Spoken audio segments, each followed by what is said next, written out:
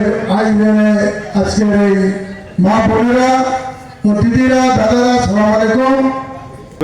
সামনে যায় না আজকে এইগুলো করতে নাই এখানে দুই শ্রেণীর লোক আছেন, আমার দাদারা আছেন, ভাইরা আছেন, দিদিরা আছেন ও মা বোনেরা আছেন।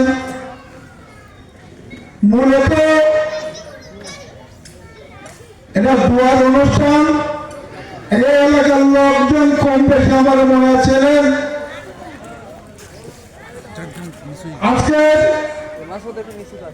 আমরা মুসলমান হিন্দু ভাইরা দিদিরা আমরা যার যার ধর্ম কিন্তু তার কাছে, কিন্তু আমাদের দেখা যাচ্ছে একসাথে বসবাস করবো, কারণ আপনারা এই দেশের নাগরিক, আমরা এই দেশের নাগরিক। আপনার যে অধিকার আমারও সেই অধিকার নাকি? আজকে আমরা একই জায়গায় বাস করবো। আপনার বিপদানি, আমি দেখবো আমার বিপদানি, আপনি দেখবেন, আমরা সব ভাই ভাই।